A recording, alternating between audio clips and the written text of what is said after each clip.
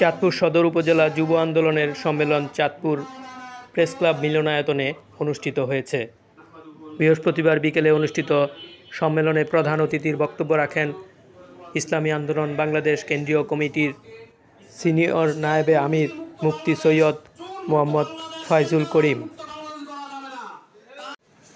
চাঁদপুর জেলা শাখা কর্তৃক আয়োজিত আজকে পূর্ব সম্মেলনের সম্মানিত সভাপতি, জুলাই আগস্টে বিপ্লব হয়েছে,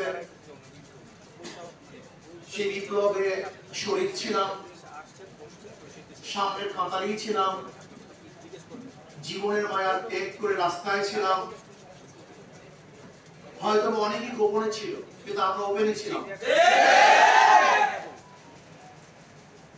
অনেকের বক্তব্য ছিল যে সংগঠনের সাথে আমরা, এই আন্দোলনের সাথে আমরা জড়িত নই। তাদের স্পষ্ট বক্তব্য ছিল আমরা এদের সাথে নাই, আর আমাদের স্পষ্ট অংশগ্রহণ ছিল। এদেশের সর্বস্তরের মানুষের আন্দোলনের ভিত্তিতে, কিছু মানুষের জীবনের ভিত্তিতে, ত্যাগের ভিত্তিতে আমরা জালেমের বিরুদ্ধে আন্দোলন করে সাকসেস হয়েছিলাম। ভেবেছিলাম বাংলাদেশের জুলুম থাকবে না, অত্যাচার থাকবে না, অবিচার থাকবে না, বৈষম্য থাকবে না, মানুষ নিরাপদে বসবাস করতে পারবে, যেখানে চাঁদাবাজি থাকবে না, গুন্ডামি থাকবে না, মাস্তানি থাকবে না, যেখানে চাকরি পদোন্নতির জন্য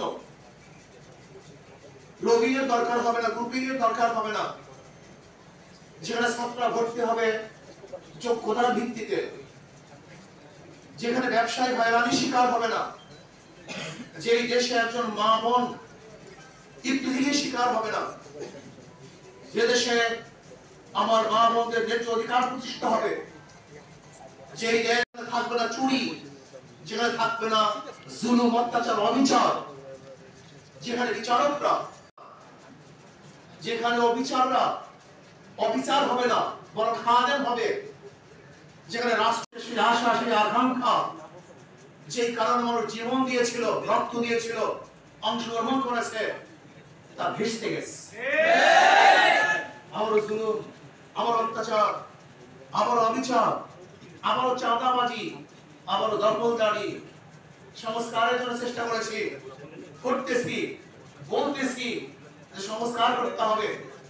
সংস্কার ব্যতীত যদি শুধু নির্বাচন দেওয়া হয়, সেই নির্বাচন প্রস্তুতি দিতে হবে, নিরপেক্ষ নির্বাচন হবে না, মানুষের আশা এবং আকাঙ্ক্ষার প্রতিফলন হবে না।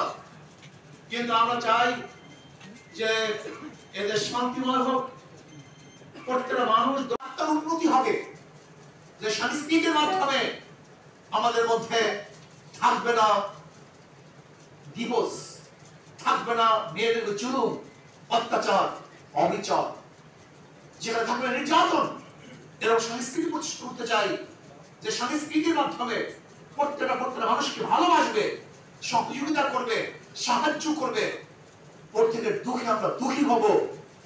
চাই যেখানে গাঁজা থাকবে না, মদ থাকবে না, যেখানে থাকবে না জুয়া, যেখানে ঐশীর মতো মেয়ে বাবা এবং মাকে হত্যা করবে না, বরং এমন সুসন্তান জন্ম দিতে চাই যে সুসন্তানরা সম্মিলিতভাবে এই দেশকে গড়ার জন্য আমরা প্রস্তুতি গ্রহণ করি, নিজেকে যোগ্য হিসাবে গঠন করার চেষ্টা করি। এই দেশকে রক্ষা করতে হবে, এই দেশকে বাঁচাতে হবে, সমস্ত আন্দোলনের বিরুদ্ধে আন্দোলন করতে হবে, সংগ্রাম করতে হবে। আসুন তাদের পাশে দাঁড়ানোর জন্য আমরা ইনশাআল্লাহ আগামী 12 তারিখ মাস পর গাজা এই অনুষ্ঠানে আমরা সবাই অংশগ্রহণ করব। ইনশাআল্লাহ বিশ্ববাসীকে দেখিয়ে দেব যে গাজার মুসলমানদের পক্ষে আমরা সবাই আছি।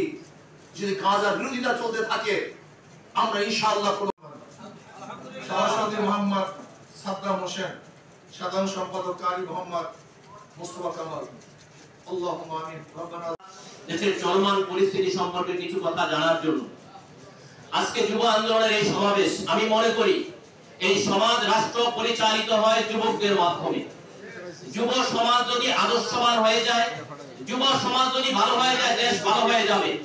আমাদেরকে মনে রাখতে হবে আমরা নীতিবান হলাম, আদর্শবান হলাম, চরিত্রবান হলাম, কিন্তু আমাদের যোগ্যতা থাকলো না, তাহলে কিন্তু চলবে না।